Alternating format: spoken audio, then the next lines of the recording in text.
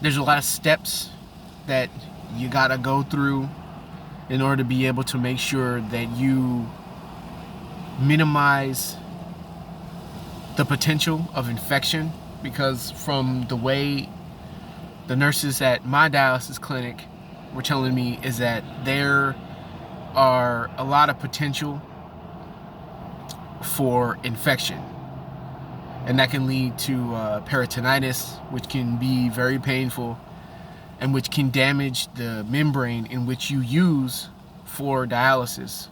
And if that happens, then you can't do dialysis anymore.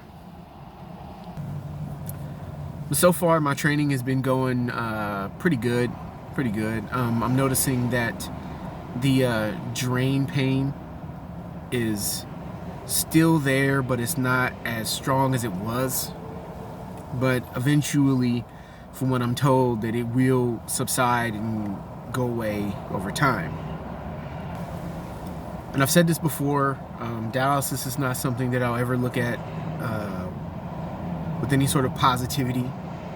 But I'm glad that I have the nurse that I do have, because she's great. She's fantastic. She explains to me everything that's going on. She explains to me what everything does. She's been very thorough in explaining to me why I'm doing the things I'm doing, and she's making absolutely sure that I'm doing things correctly to make sure that I'm not at risk of infection. So, that being said, if I have to do this, then I'm glad that I do have the nurse that I do have. But believe me, this is not some like rockin' space adventure for me. You know what I mean? Like, this is not something that I ever thought that I would ever have to do. And the majority of this whole medical journey I've been on was to prevent this exact scenario. And it felt as though everything that I've tried to do to prevent this from happening has just been me just speeding to this conclusion.